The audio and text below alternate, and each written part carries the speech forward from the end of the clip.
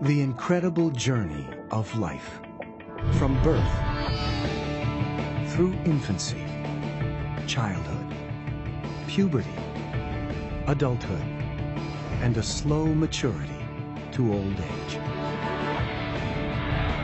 This is the story of our lives from a unique perspective, deep inside our bodies. This is the journey of a human life, from the outside in.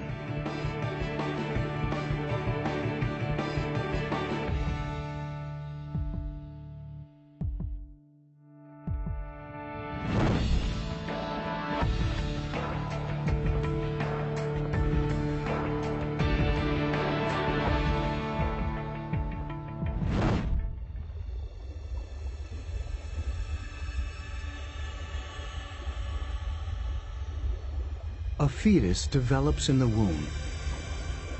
It's an astonishing 40-week journey from a single cell to a baby ready to be born.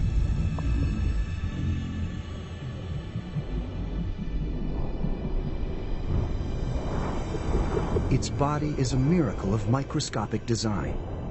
Tiny, perfectly formed organs, each made up of billions of perfectly functioning cells.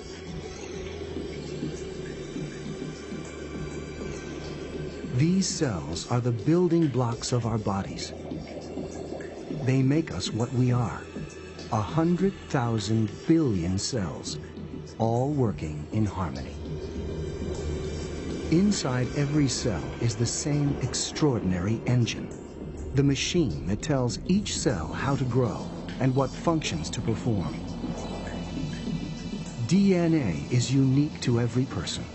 A chemical blueprint of instructions that creates each new life.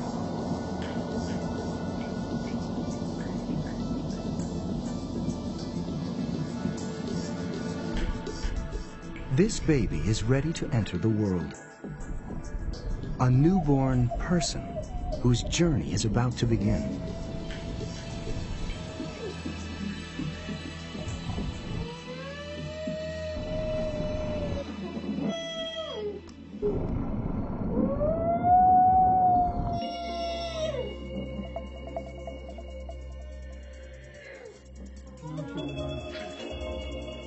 The journey starts with a challenge: breathe or die. These lungs have never breathed before. They're still full of amniotic fluid that protected them for 9 long months. The newborn is in danger of drowning. Then, the body kicks into survival mode. The adrenal glands, right above the kidneys, send adrenaline surging around the body. It shocks the lungs into life. Muscles we need to breathe suddenly start to spasm. And we take our first breath.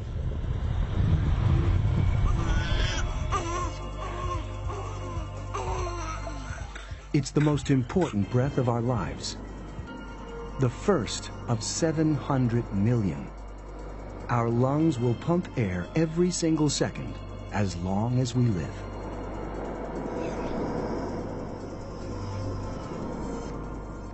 Air rushes down the windpipe, down thousands of branching tubes, and into nearly 30 million tiny air sacs, the alveoli. These air sacs pull oxygen into our blood and pump out the carbon dioxide we exhale with every breath. And they do it non-stop for 80 years.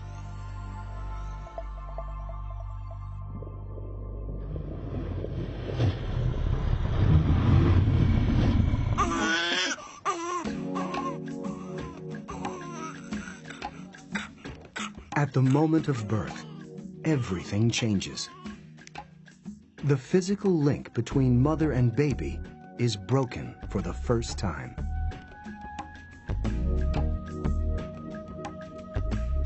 The first hour brings rapid change. All the baby's organs have to adapt to life outside the womb. It's a challenging and risky time.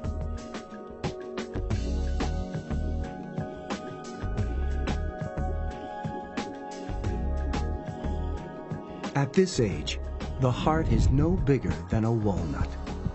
It's been pumping in the womb for 8 months, but now it has flaws that could be fatal. 2 holes, one in the aorta and one in the heart.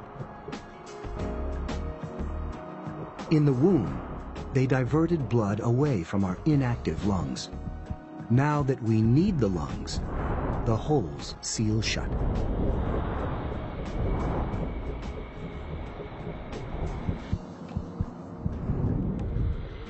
The heart is working normally, pumping blood through tens of thousands of miles of blood vessels.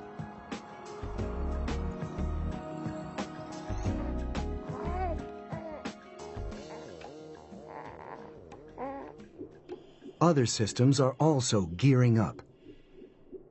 The digestive tract is ready to clear itself out to make room for its first meal. The bowels are full of digested amniotic fluid and dead cells, a sticky green-black tar-like material called meconium. It's corrosive stuff. If it ends up in the baby's lungs during labor, it can attack the delicate lining. But here in the gut, meconium is harmless. The digestive tract flushes it out within days.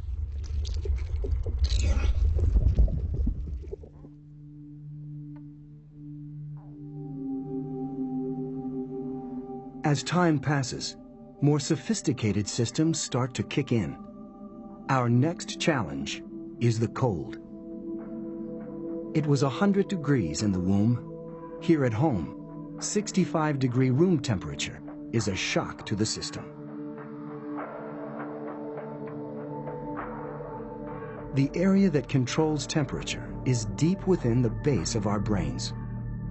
When an adult is too cold or hot, this area sends out instructions for our cells to produce more or less energy. It's called the hypothalamus, and like all our other organs, at this age, it's still immature. The brain is under pressure, making 100 trillion calculations per second just to keep our bodies functioning. But it's still learning how, and now we're in danger of hypothermia.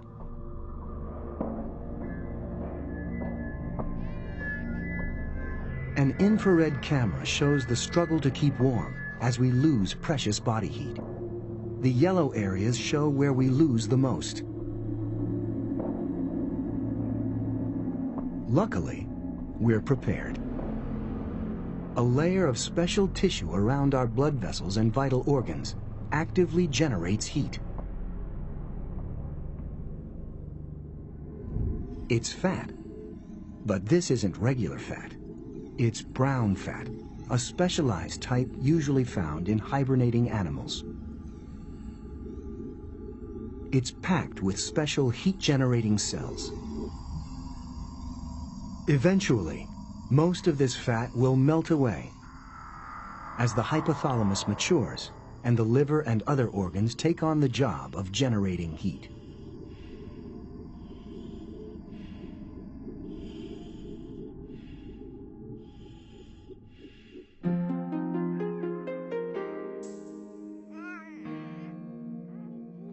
Just hours old, we know almost nothing about the world. Everything we do relies on instinct. Feeding is a reflex. Normally, we have no more control over suckling than the urge to breathe.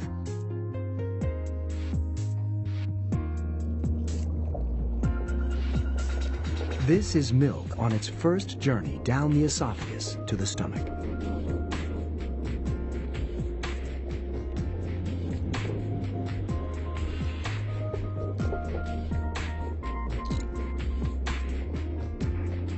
Mother's milk is much more than the ultimate superfood. It also protects us from hidden danger. Outside the womb, bacteria are everywhere. invisible, and potentially deadly. Our day-old skin is under constant attack.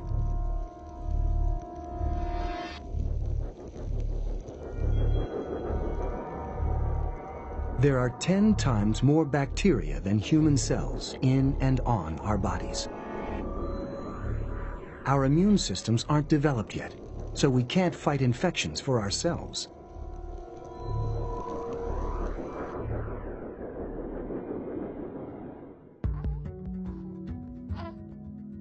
Amazingly, our mother fights them for us through her milk.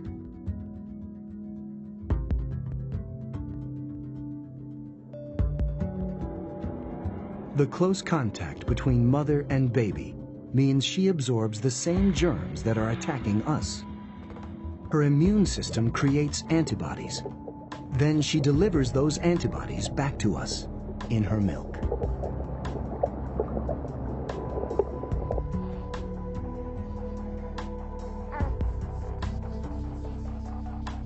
Until our own immune systems develop, she will keep us safe. It's time to take on the world. It's been 4 weeks since birth. The baby has drunk nearly 30 pints of milk and has put on 2 pounds, a quarter of its body weight. It's time for its first trip outside.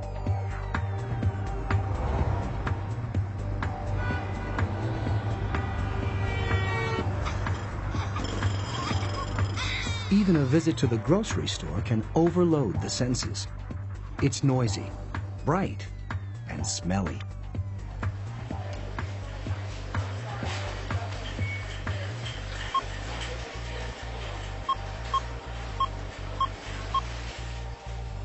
The nose is working overtime. High up inside, specialized nerves dangle in the airstream.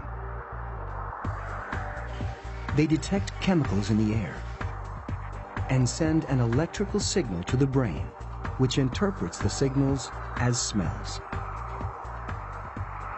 The nerves are super sensitive. Every smell is a new sensation.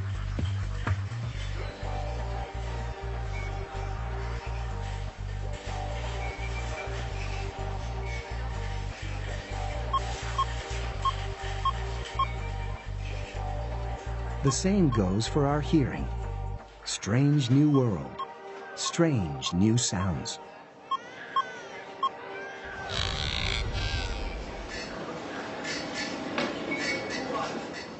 Sound waves vibrate the eardrum.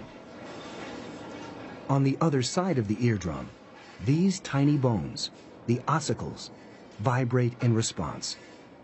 They're the smallest bones in the body, but without them, we would never hear a thing. They use leverage to amplify the vibrations, hitting the eardrum 22 times.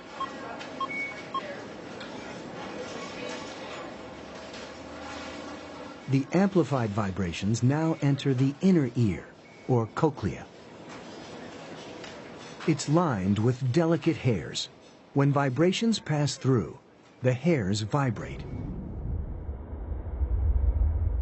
At the base are the fragile hairs for high-frequency sounds.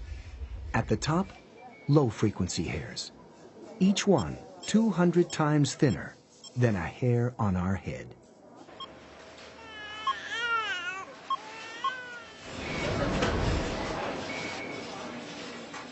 Over time, loud noises will damage these hairs. But at this age, they're perfect. Our hearing will never be this good again. The story is different for eyesight. We're born with very underdeveloped vision. Even at 1 month, the world is blurred and mostly black and white. Every aspect of our vision is rudimentary.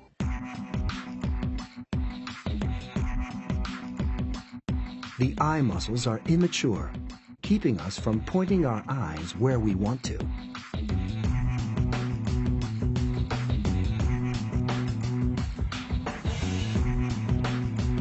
Inside the eye, the lens muscles still can't focus, and the lens flips the image it receives.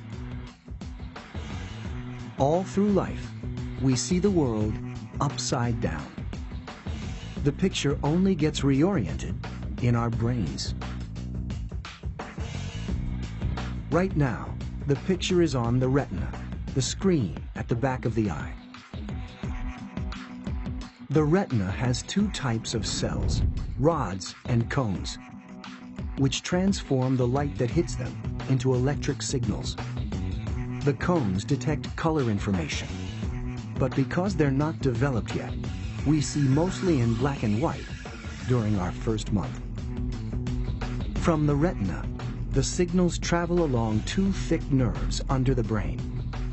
At the back is where we process visual information. When the image arrives, the real challenge begins.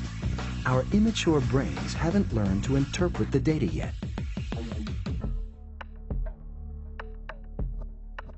That's changing fast.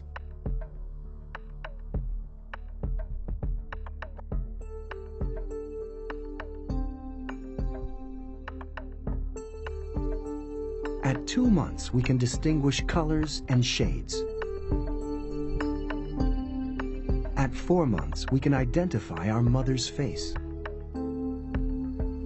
By 8 months, we have 20/20 vision.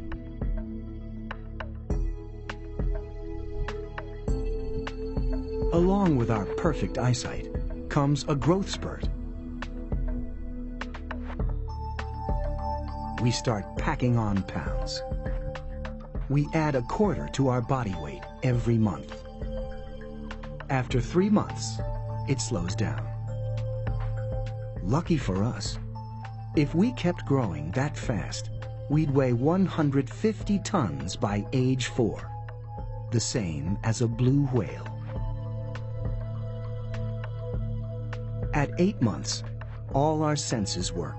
We're beginning to explore the world, and the sense we use most is touch.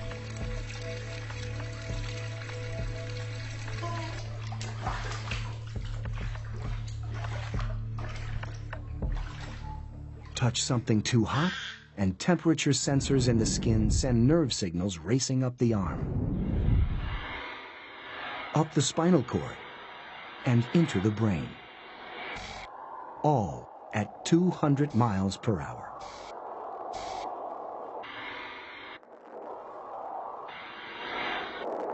The brain detects the signal, interprets it as pain, and fires another signal back to the muscles. We move the hand away. We have sensory nerve receptors all over our skin, but some areas are more sensitive than others. The hands, face, and mouth. There are 9,000 sensory receptors on the tongue alone, which is why babies use their mouths to explore.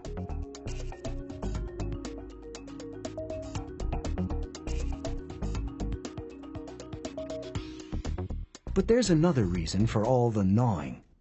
Something painful is happening inside the baby's mouth. Her first teeth are coming through. Milk teeth form deep in our gums while we're still in the womb. Now, one by one, they burst through. It's painful, but it's progress.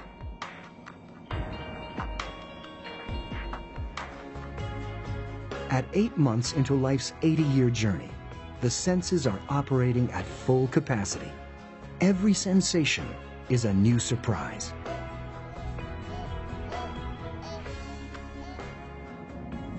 And with her new teeth, she can take on more solid foods. Digestion starts in the mouth. Teeth grind up the food. Then, special glands under the tongue pump out saliva to help break down and lubricate the food on its 12-hour, 13-foot journey through the gut.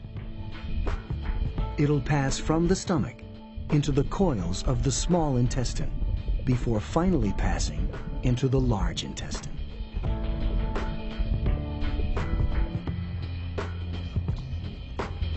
Waves of contracting muscle keep the food moving, a process called peristalsis.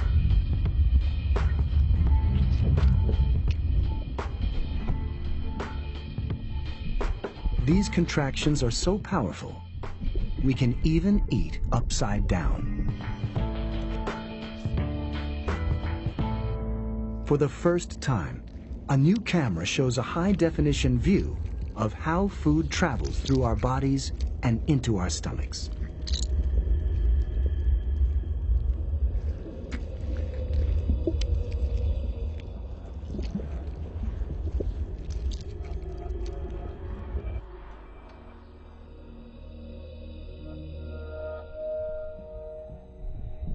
Food enters the stomach through a hole at the top.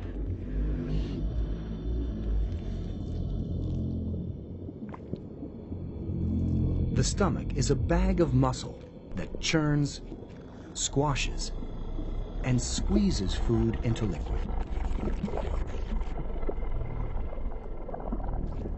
At the same time, acids break the food down. The stomach walls protect themselves with a lining of mucus. Without it, the acids could digest parts of the stomach itself, causing stomach ulcers.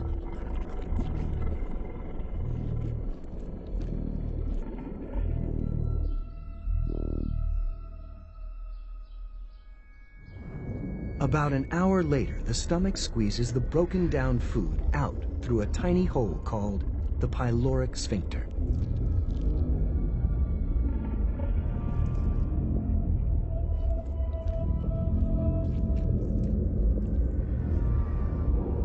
The food enters the small intestine, an 11-foot coil of tube where we absorb most of the nutrients. The interior wall of the small intestine is lined with millions of microscopic projections called villi. These increase the surface area of the gut, making it easier to absorb nutrients.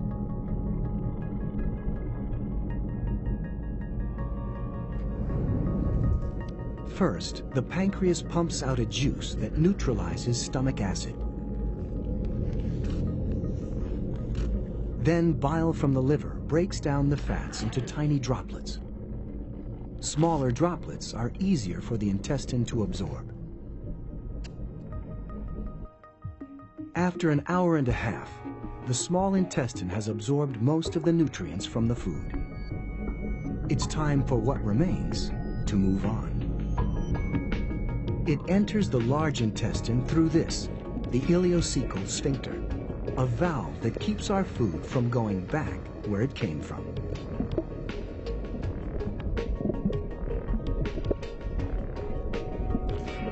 What's left is a mix of waste food and dead cells from the walls of the gut.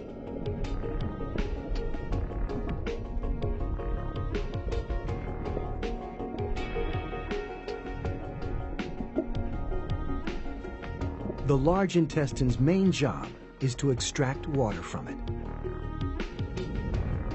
Lots of bacteria live here too, but it isn't because of an infection. We actually need them.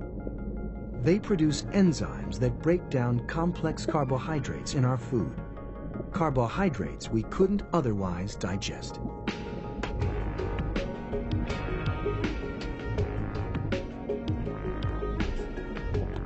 Finally, after about 12 hours, we expel what's left of our first meal.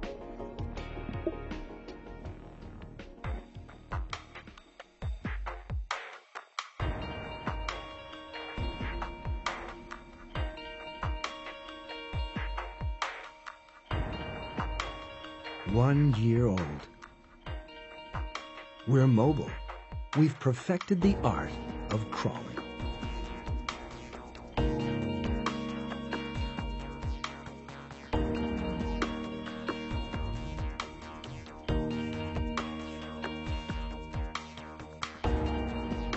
Our bones are stronger. They need to be. were getting pretty heavy. At birth, the skeleton is mostly cartilage, the same material as our ears. Cartilage is flexible. It's what allows us to squeeze through the birth canal. But after birth, our soft skeletons are a problem. They need to be rigid to support our growing bodies and protect our vital organs.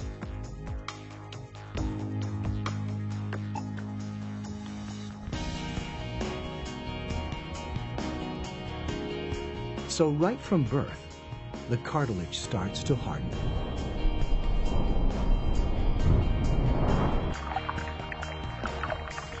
Special cells called osteoblasts lay down minerals that turn soft cartilage into hard bone. Some bones even fuse together. At birth, we have gaps between the plates of the skull, which allow the skull to deform during birth. Through our first year, these gaps gradually close until the skull is finally complete. As our skeletons develop, so does our desire to get around. We're about to hit one of the major milestones in life, standing on 2 feet. The key isn't strength, it's balance. And the secret to standing is hidden deep in our ears. Beyond the ossicles, the bones we use for hearing, the inner ear is made up of 3 looping structures. Each loop is the size of a dime, and they're oriented to cover all 3 planes.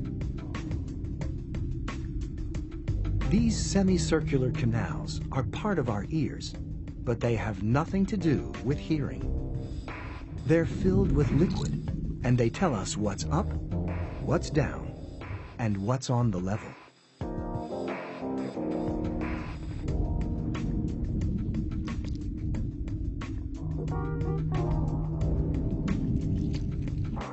The liquid inside sloshes against sensor hairs lining the tubes. The hairs send data to the brain about how we are oriented and our direction of movement. These are our organs of balance.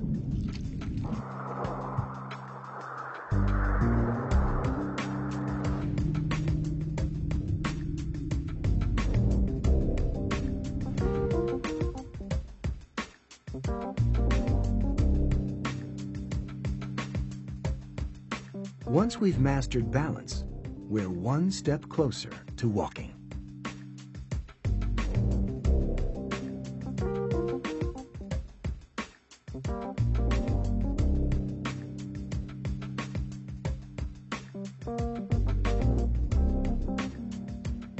Now there's no limit to where we can go and what we can learn.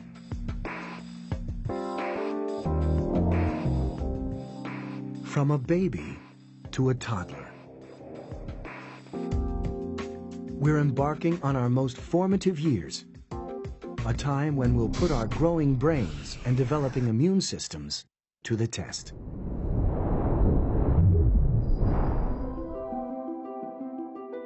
Age 2. We've survived infancy and can stand on our own 2 feet.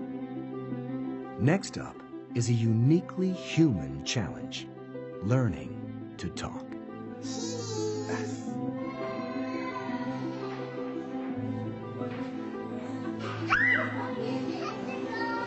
Talking takes a lot of brain power. A 2-year-old learns 10 new words a day. This is Broca's area, the region at the side of the brain used for speech production and comprehension.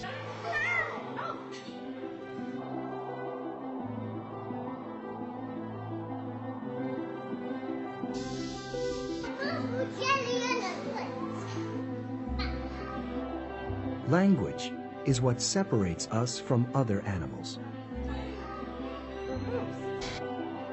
We exchange complex thoughts and ideas, and teach our children not just by showing, but by telling.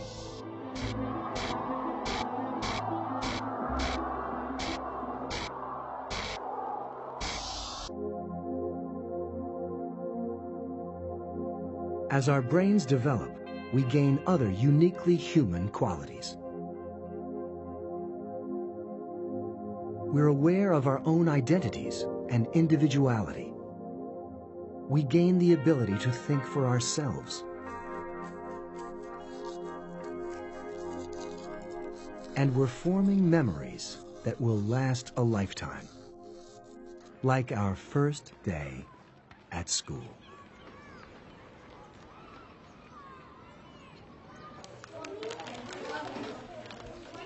We may remember what was going on around us, but the real action is happening inside. The brain is a mass of 100 billion nerve cells. Between them, they generate enough electricity to keep a light bulb burning for a day. The cells communicate using electric impulses. Each impulse is a tiny fragment of thought or memory. When we hear a new word, My grandpa's veteran. our ears convert the sound into electrical impulses in our brains.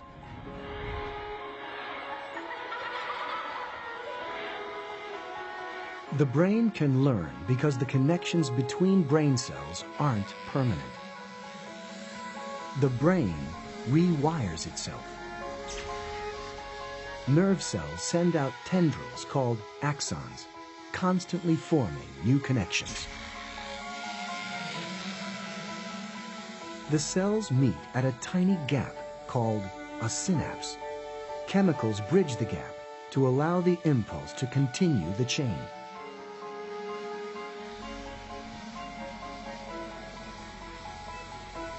The new connections form a pattern, a new memory. We learn by making new connections between brain cells and then reinforcing them through repetition. The stronger the reinforcement, the more likely the memory will stick.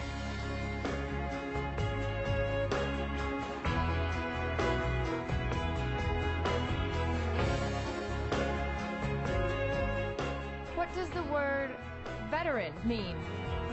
When someone asks us to recall that memory, the same pattern of axons fires, and the memory comes alive.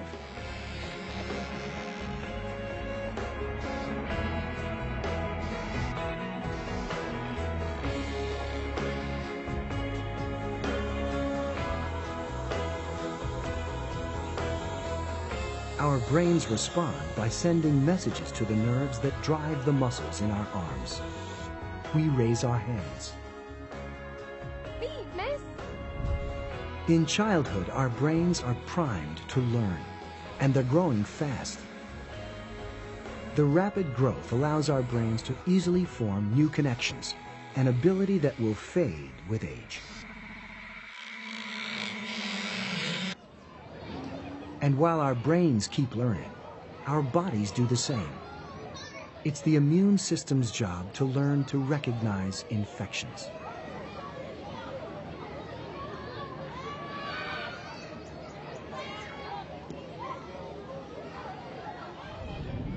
Every germ that enters the body carries the potential threat of disease. But first, the germ has to get there. Immunity doesn't begin inside our bodies. We start fighting germs the moment they touch us. We have an arsenal of defenses against infection. Our eyebrows and eyelashes, ear hairs, and nasal hairs catch airborne bacteria. Sweat, tears, and mucus wash them off. Our skin constantly sheds its top layer of cells, taking bacteria with it.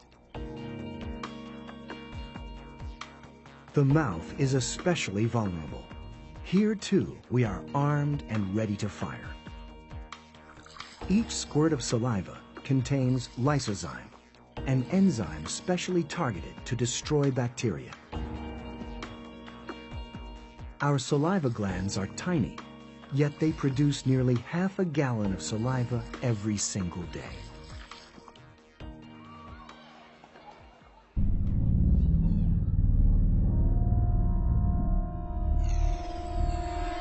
Sometimes, a pathogen breaks through these external defenses, and our immature immune system reacts to prevent infection. Tiny viruses travel through our blood and probe our skin cells for signs of weakness.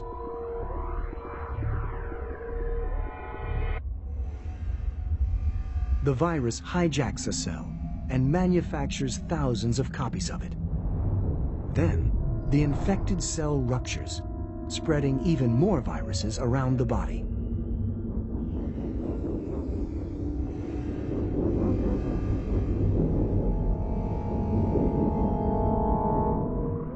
This particular virus causes a rash, chickenpox. The fever that comes with infection is a sign that the body is fighting back.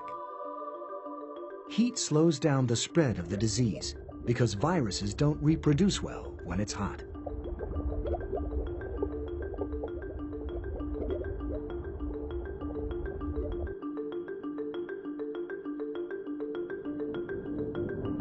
The immune system kicks into action.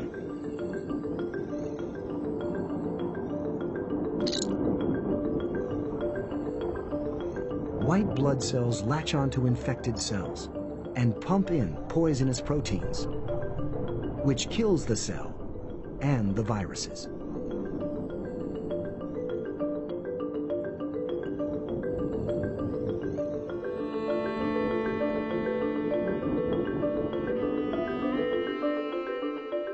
Crusty skin blisters signal the battle waged between the immune system and its viral assailants. Each one contains cellular debris and the remains of 100,000 viruses.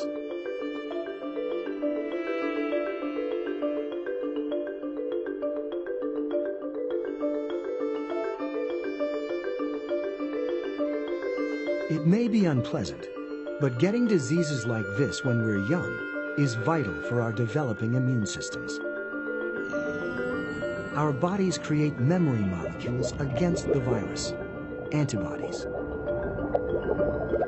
We used to rely on antibodies from mother's milk. Now, we make our own.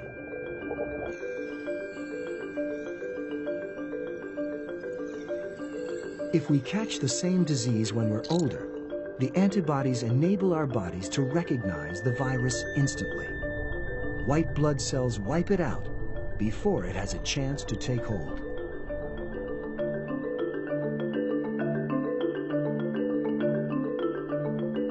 This is why childhood is the perfect time for vaccination. Vaccines are harmless doses of viruses like mumps, polio, or rubella.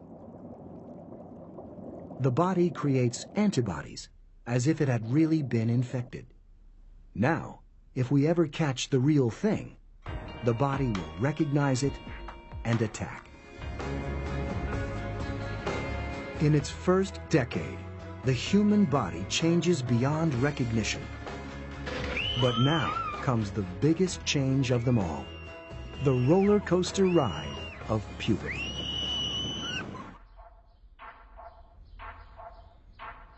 By age 11, puberty is already underway for most. But there's no schedule. For some, it happens later, some earlier. It depends on our DNA clocks, our lifestyles, even our diets. Whether 10 or 13, female or male, it begins in the brain for all of us. At the base, the hypothalamus, the same region that controls our body temperature.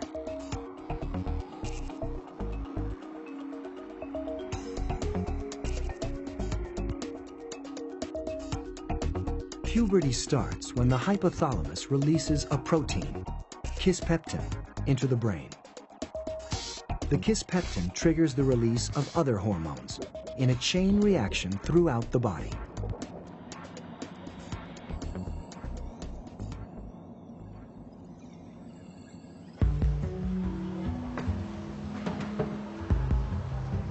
Only then do our sex organs begin to mature. In girls, that means ovulation.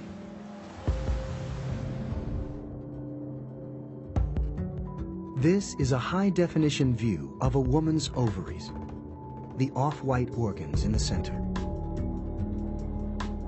This unique footage from Gold Coast IVF Fertility Center in New York shows an actual egg inside a protective blister of fluid. During ovulation, an egg bursts from the ovary and travels down the fallopian tube to the uterus.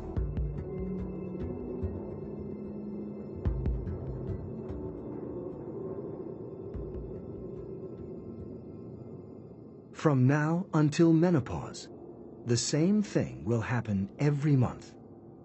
Then, menstruation clears the uterus of unfertilized eggs.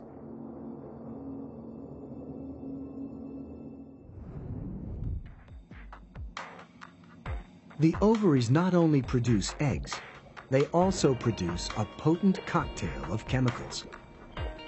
They release hormones into the bloodstream, including estrogen. These hormones have dramatic, lasting emotional and physical effects.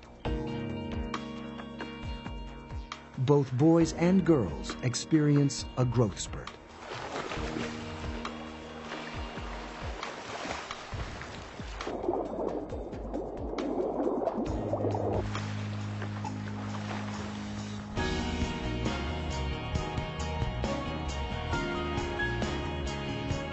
Women and men's body shapes diverge. Girls become women. Boys become men.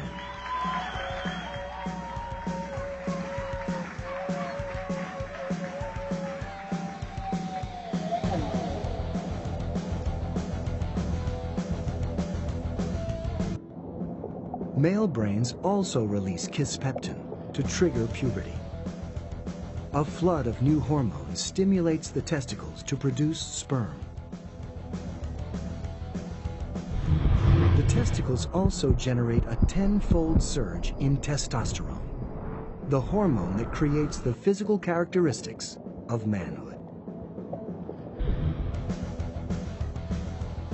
The larynx opens up and tilts forward. The vocal cords stretch wider. The longer chords vibrate at a lower pitch. The voice deepens.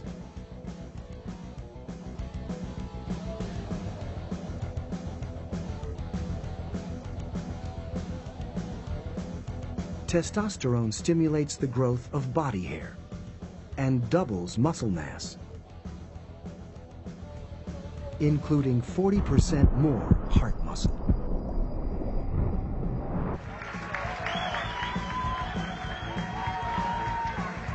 These are changes we can see and hear, but changes are going on that we can't see. In the brain, nerve cells undergo extensive rewiring, transforming our mood and character. Both sexes experience a flood of new emotions, and one beats them all.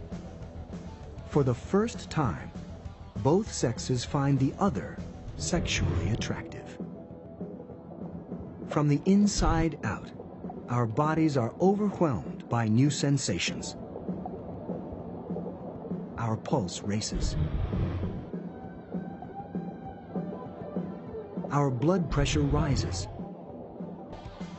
Our lips gorge. Our cheeks flush with blood. All signs that we desire someone. And if the desire turns out to be mutual, we hit another major milestone.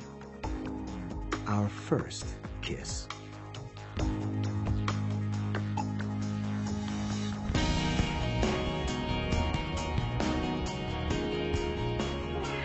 In its first 2 decades, the human body accomplishes something close to miraculous.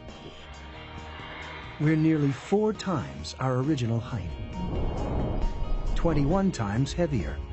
We've digested 9,000 tons of food. Our hearts have beaten over 1 billion times. Our lungs have drawn over 200 million breaths. Now, with puberty behind us, we're ready, in mind and body, to become adults.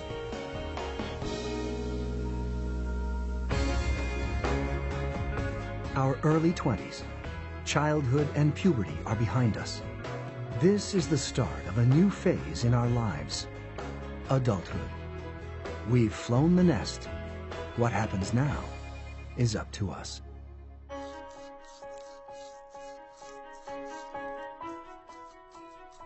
In our 20s, we look and feel better than at any other time in our lives. We're in our prime, both outside and in. Trillions of cells make up our organs and tissues. Over time, these wear out or get damaged, but new cells grow and divide to replace the old ones. Our body replaces entire organs, so it's no wonder we feel good.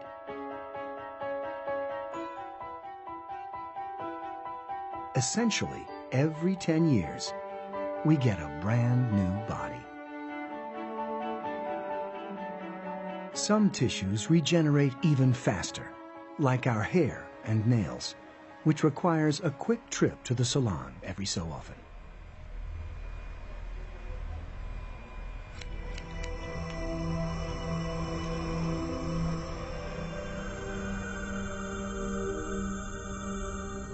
Hairs are made from modified dead skin cells. Each hair grows from a follicle embedded in the skin. The modified cells grow here, then die as new cells push them upward. The column of dead cells is the hair. Each person grows an incredible 7 miles of hair every year.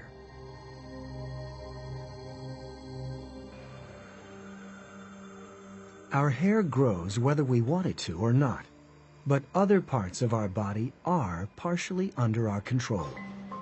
Choices we make now, like exercising, affect us for the rest of our lives.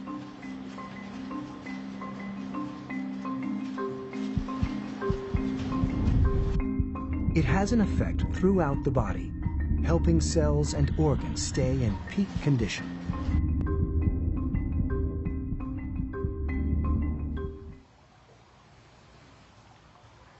Our muscles are also building. This is a new imaging technique that combines the highest resolution CT scans with cutting-edge computer power. It's called volumetric, and it shows how our 650 skeletal muscles make up to 1/3 of our adult body weight. It's been suggested that if all the muscles in the body work together, they would generate enough power to lift more than 11 tons, the weight of more than 4 SUVs.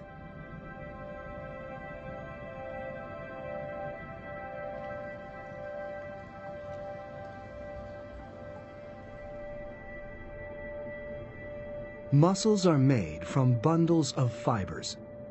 A good workout rips these fibers apart, but our cells repair the damage by adding extra material. The muscle grows back, bigger and stronger, through choices we made. Unfortunately, some choices are less beneficial.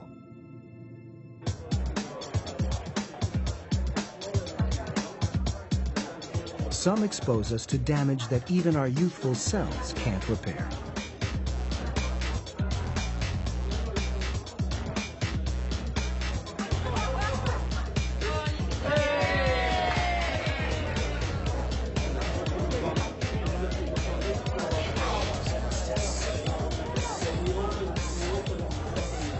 parties are a part of life in our 20s.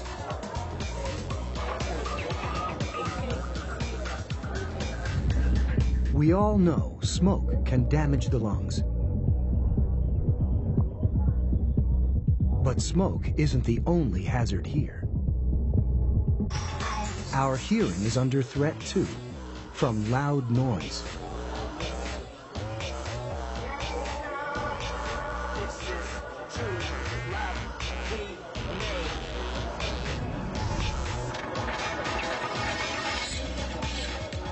The problem is deep inside the ear. The fragile sensory hairs in the cochlea, or stereocilia, turn sound into nerve impulses. Loud noise destroys these irreplaceable cells. The hairs that respond to high frequencies are most affected, maybe because high-pitched sounds shake their foundations more violently. The effect is too small to notice.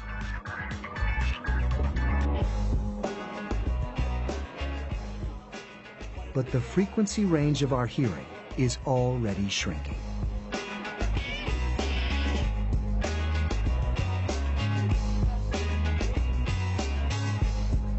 Another source of damage is alcohol.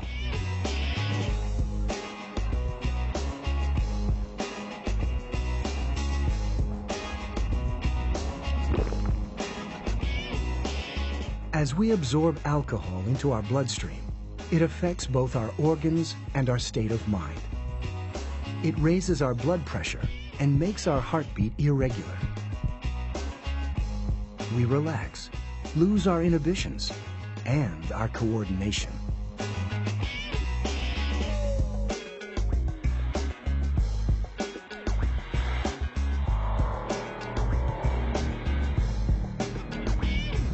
These symptoms are a consequence of chemical reactions in the brain, especially in this region, the cerebellum. It controls coordination and balance. When we drink, alcohol affects the cerebellum's brain cells. Some synapses accept the signal more frequently. Others become totally blocked. The more we drink, the more extreme the effect.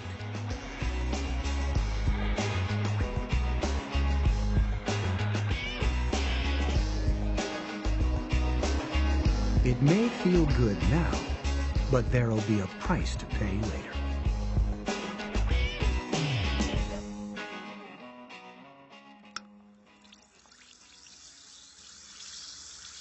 After a party,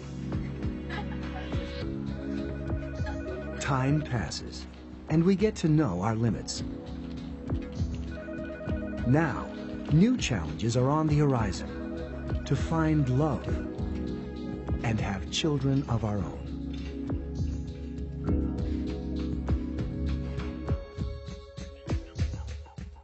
Our late 20s. Childhood is a distant memory, but not the thrill of our first kiss. That was pure lust. Now, it's time for something new. It's time to fall in love.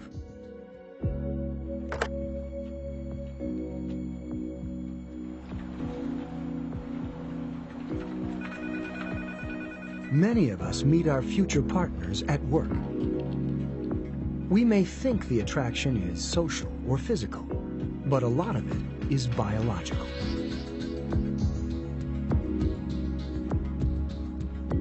We use our eyes to size up our date.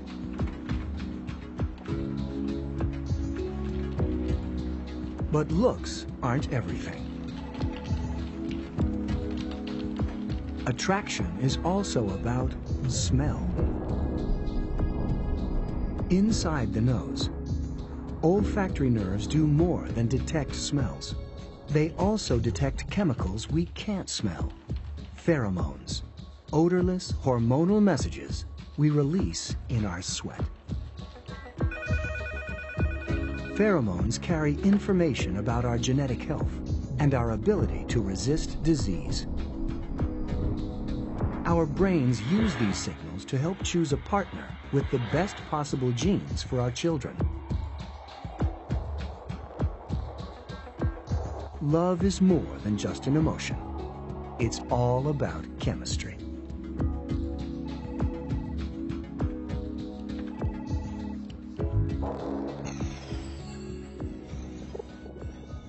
We release adrenaline into the blood. Our heart pounds. We can't sleep.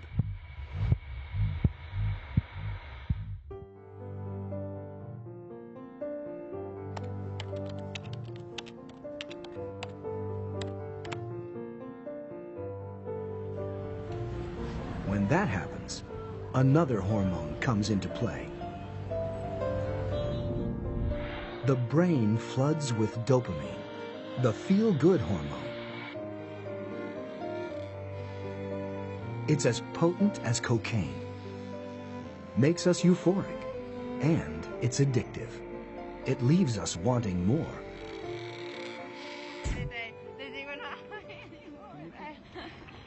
We start thinking about commitment and eventually marriage.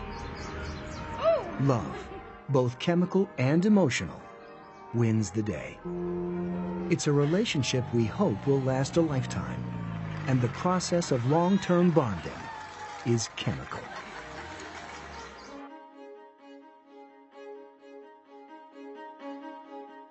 Sex isn't just about procreation or recreation. It chemically strengthens the bond between us. Both partners' pituitary glands pump the blood full of a substance called oxytocin, sometimes called the bonding hormone. It's the very same hormone that binds us to our mothers as newborns.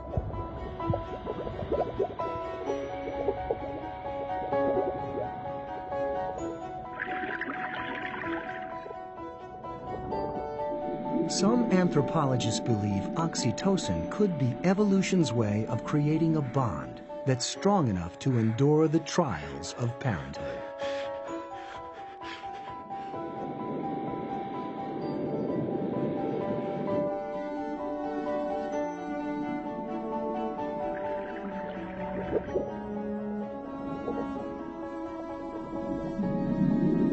And the time for parenthood is now. The man releases sperm. The goal, to find the egg. An egg ripens and bursts from the woman's ovary, the largest cell in the human body. It passes into the fallopian tube, ready for fertilization.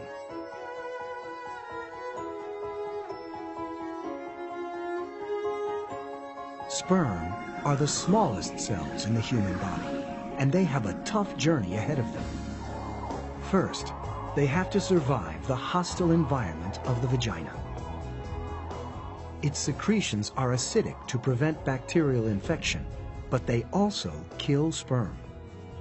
Ejaculation releases 300 million sperm, but only thousands will make it as far as the cervix.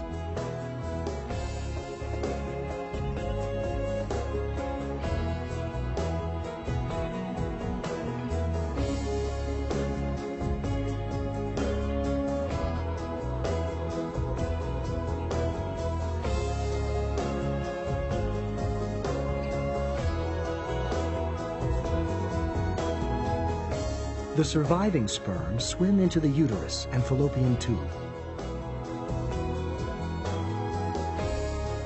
Muscular contractions in the walls of the fallopian tube help guide the sperm toward the egg.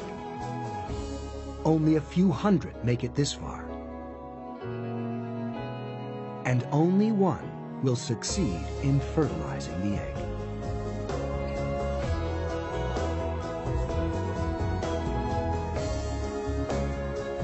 This truly is survival of the fittest. 10 hours later, the strongest of 300 million sperm is the one to pass on its genes.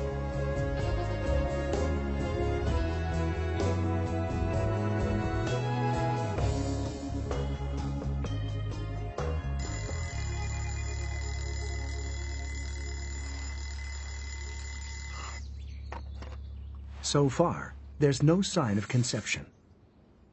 We're totally unaware that we're about to embark on a new chapter in our lives.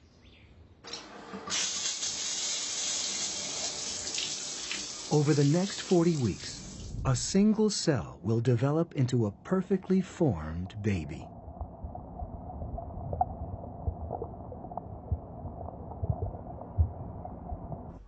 Often, the first symptom is morning sickness.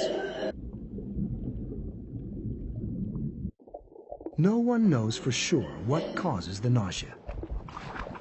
One theory is that it protects the fetus from toxins in food, which could harm its organs during this critical phase of development. Another theory is that nausea is a side effect of the mother's immune system, as it weakens to avoid attacking the developing embryo.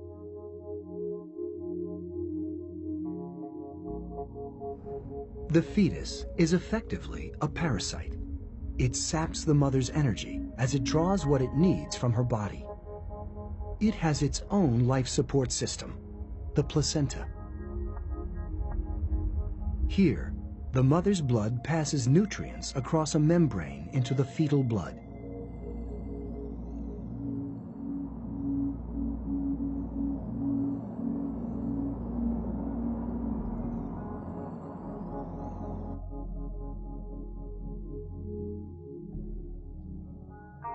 With this constant supply of nourishment, the fetus grows over 30 ounces in its first 10 weeks. The uterus expands to 1,000 times its normal size, just to hold it.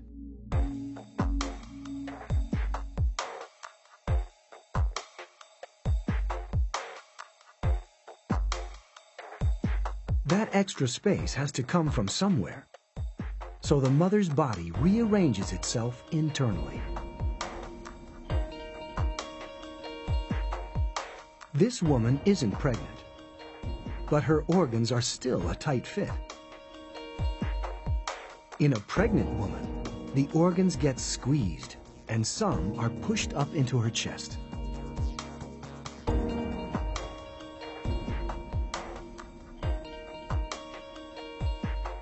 Not only are the organs squished, now they're working for two. The lungs and heart work harder than ever before. To make space, muscles and tendons in the spine relax, and it curves out of its normal shape.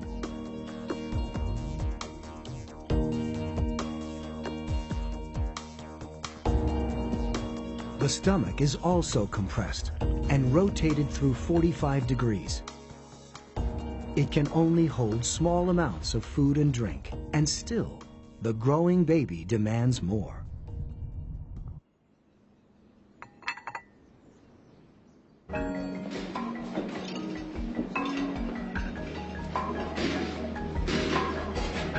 After 9 months, it's time to give birth. And pushing out a 7-pound baby can be quite a challenge. Softened tendons allow the pelvis to open up the birth canal. But even so, it's a cramped space. Volumetric imaging shows the claustrophobic route the baby has to take, with a tight twist to get around the tailbone.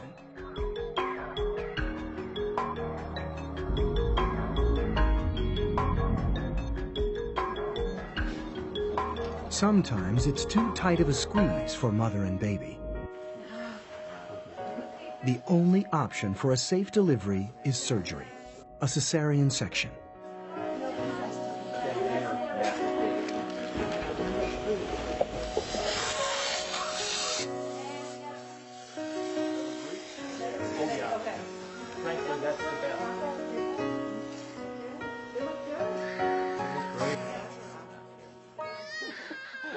From a newborn baby to becoming a parent in 30 years, the circle of life goes on.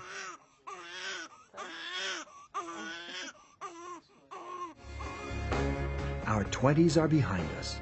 Our bodies are about to enter a new period of change as the aging process takes hold.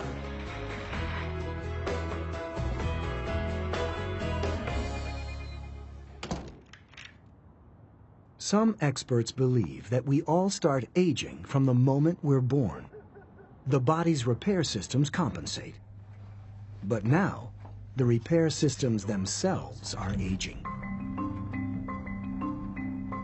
The changes in our appearance are getting noticeable.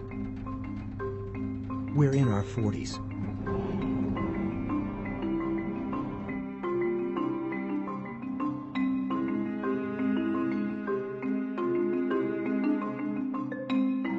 The cumulative effect of years in the sun causes the first symptom: wrinkles. Since birth, our skin cells have replenished our skin at an astonishing rate. We can make up to 30,000 new skin cells every minute to replace the dead cells we're constantly shedding.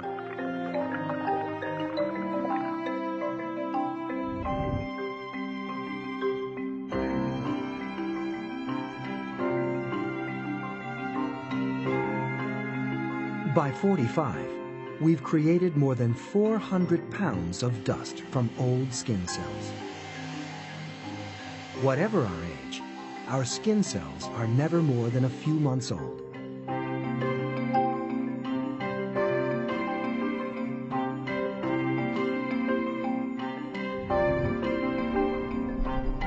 The skin cells are fine. The problem is the stuff that binds them together: collagen. Ultraviolet radiation in sunlight triggers a molecular chain reaction that degrades collagen. The fibers get thin and break. Our skin loses elasticity, and we get wrinkles.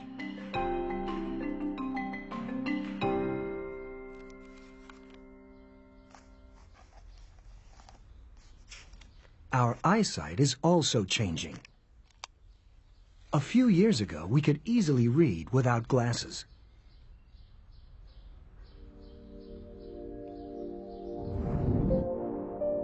The problem is in the lens.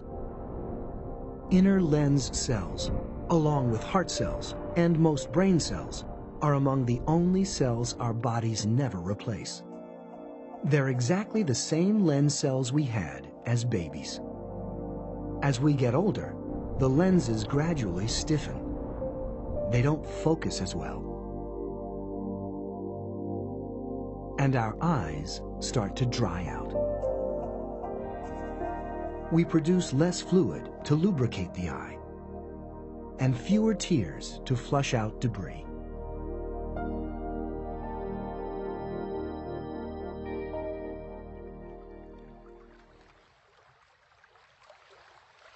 Middle age also changes the shape of our bodies. Exercise alone isn't enough to keep us in shape anymore. At 20, it was easy. We could eat what we wanted, do what we wanted.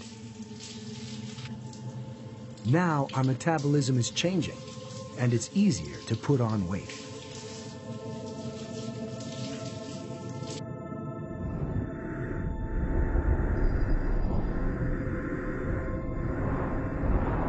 The explanation is in our blood. In middle age, the level of several hormones start to drop: estrogen, testosterone, and growth hormones, and we start to lose lean muscle. We lose about 6.5 pounds of muscle during each decade of our adult lives.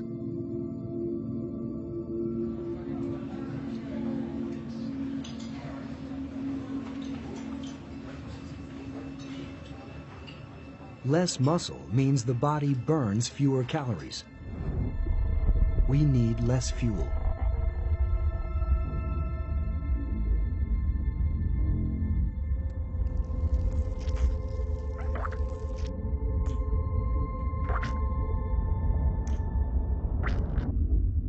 If we continue to eat like we used to, the surplus food gets converted into this: fat.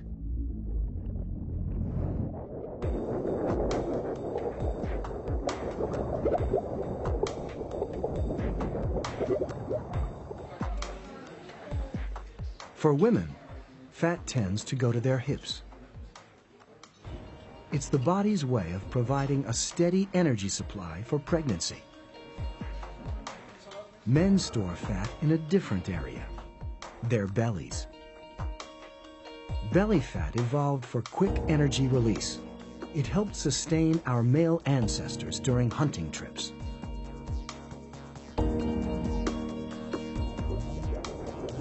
Our ability to metabolize fat slows down as we age.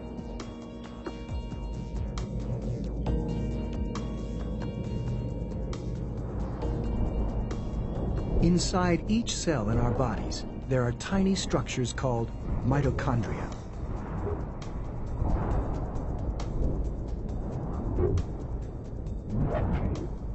These are the body's power plants. They combine nutrients from food with oxygen from the lungs to release energy. As we get older, the number of mitochondria dwindles, and we lose the ability to metabolize fat as efficiently. Too many calories and a drop in metabolic rate can be a lethal combination. Fat is much more than an extra inch on our waistline. It spreads throughout the entire body.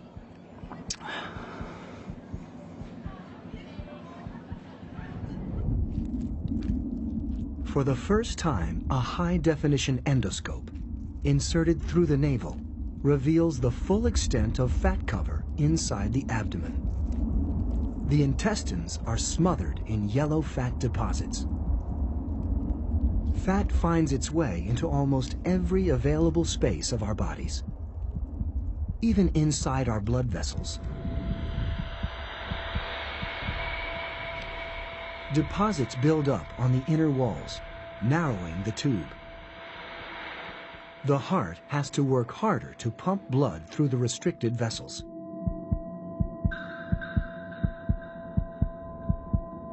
In extreme cases, fat can block the vessels completely. If fat blocks the arteries that supply the heart, the result can be fatal. The heart muscles are deprived of oxygen and nutrients. The muscle risks going into spasm, a heart attack.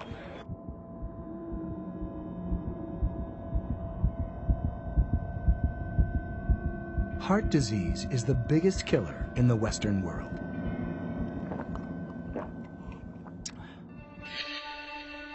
Fat isn't the only risk to our health as we age.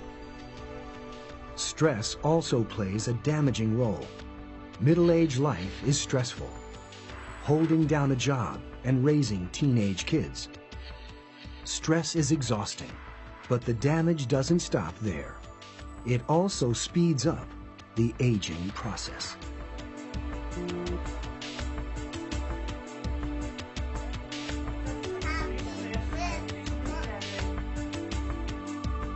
"50 years old. Our bodies may be slowing down, but our lifestyles aren't. A growing family and a demanding career add up to another influence on the aging process: stress. We all recognize the outward signs of stress: sweaty palms, shortness of breath, a dizzy feeling. But the real damage takes place inside.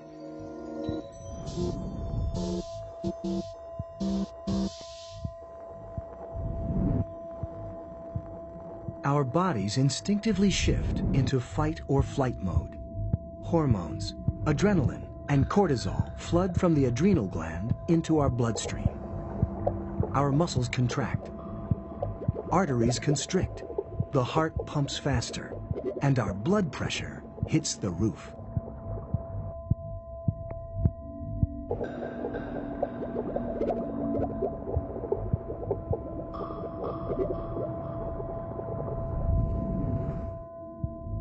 We evolved the fight or flight reflex to quickly respond to attacks from predators. To have the reflex triggering so constantly causes irreparable harm to our cardiovascular network.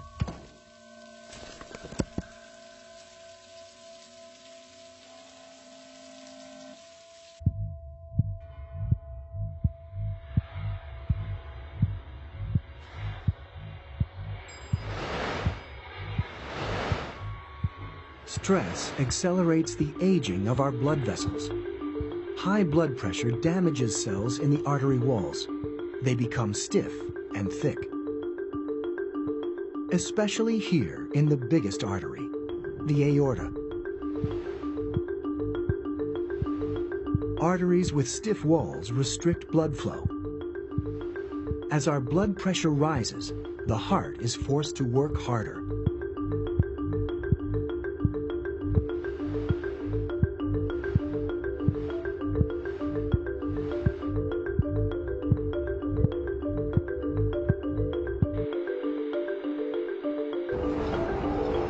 It's a vicious cycle. The more stressed we get, the more we damage our blood vessels.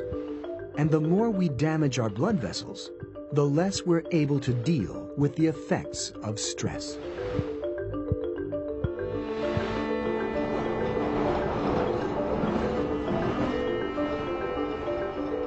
If the problem gets out of control, the heart becomes enlarged as it struggles to force blood through our narrow, less elastic blood vessels.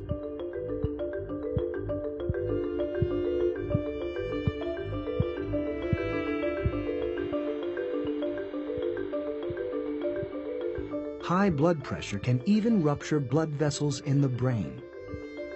A stroke.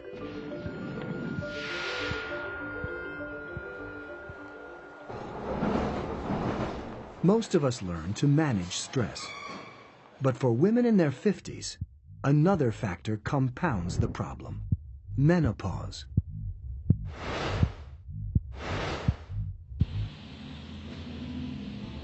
In her 50s, a woman's ovaries stop releasing eggs. They also stop producing the sex hormones estrogen and progesterone, which signals the end of a woman's reproductive life.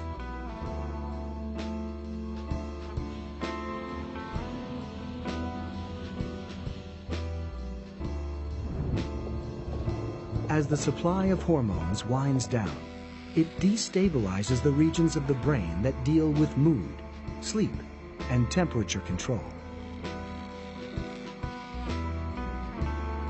When the hypothalamus is thrown off course, hot flashes occur, moments when the body can't set its thermostat correctly.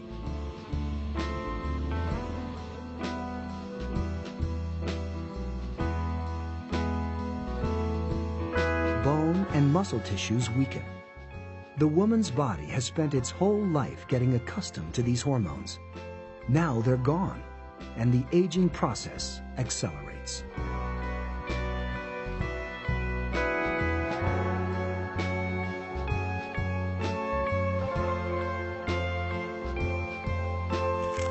Our 60s come and go. Our kids leave home, and we leave work. We enter a new phase of life: old age. In 70 years, we've grown from a tiny baby to an adult. From child to parent to grandparent. The aging process began several decades ago. Now, we're in the grip of old age. It's the final chapter in the journey of life.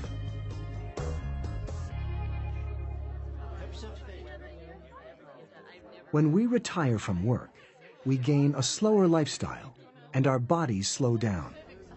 The outward signs of aging are only the beginning.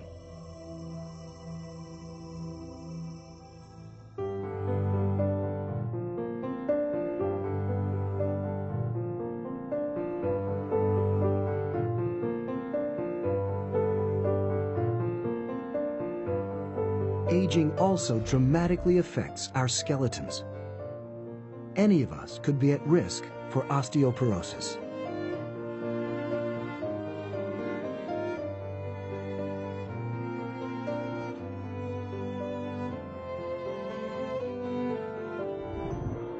Our bone cells are still hard at work, destroying old bone and replacing it with new. But old age upsets this balance. Osteoclasts destroy the bone faster than osteoblasts can rebuild it.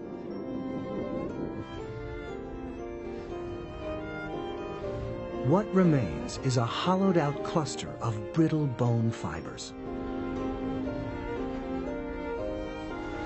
Our bones slowly crumble as the years slide by.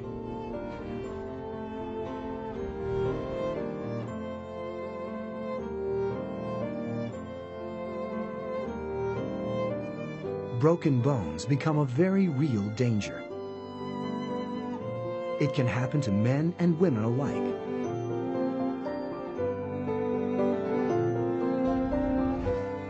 But the process is faster in women because of the hormonal changes of menopause.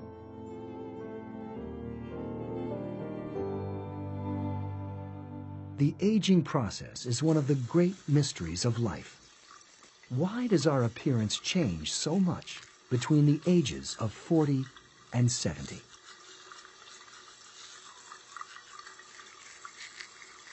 It's more than wear and tear.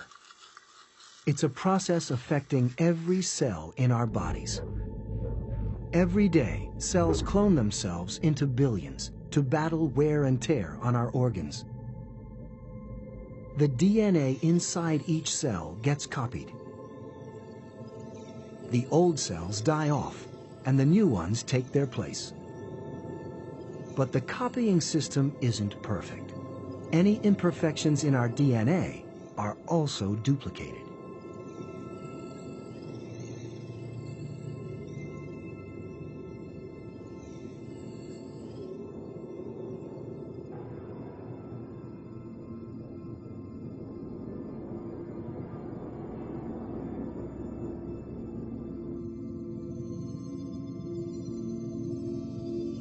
Over a lifetime, we make so many copies of ourselves that even the tiniest defects accumulate. It's like using a photocopier. Copies made from copies degrade in quality. We have totally replaced the bone in our face every 10 years since we were born. Our 70-year-old face is a 7th-generation copy of our baby face.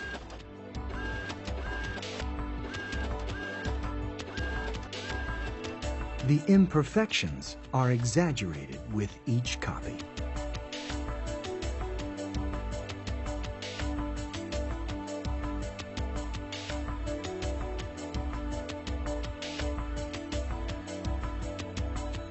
Another reason for aging could be the air that we breathe. We need oxygen to live, but throughout our lives, it slowly poisons us.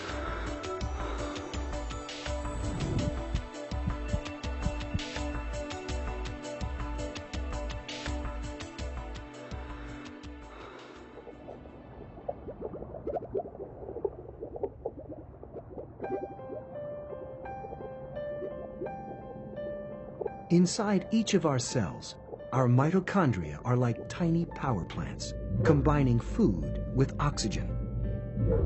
They create the energy we need, but just like a power plant, they also generate pollution. In this case, the pollutant is oxygen. The mitochondria change the molecules into unstable forms called free radicals.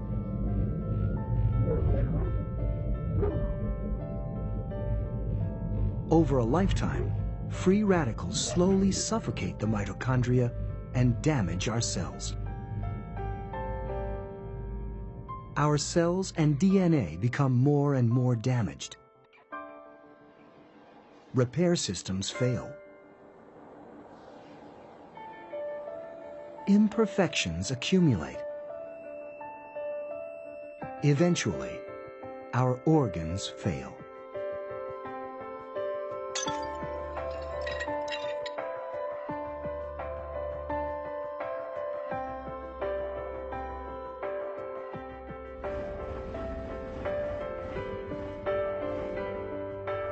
Even with a healthy lifestyle and the best medicine, death is unavoidable. Our DNA makes us what we are and guides our development, but it also determines how long we live.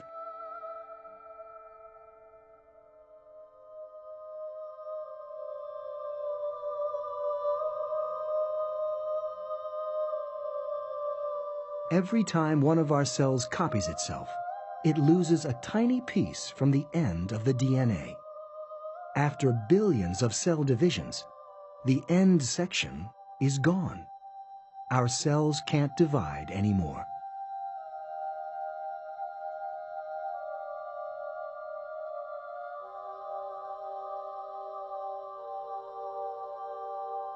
Death, like life, is a biological process.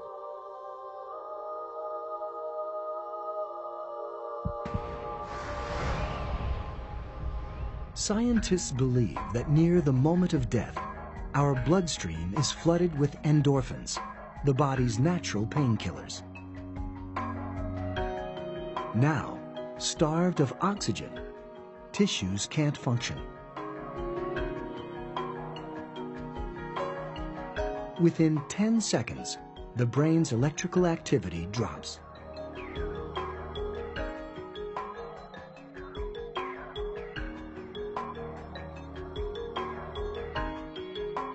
Hearing is the last sense to go.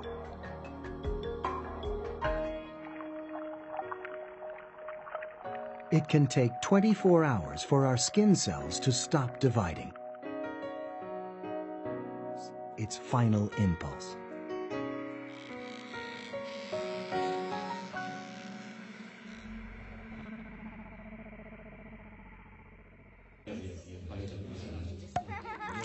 There's a saying that life goes on.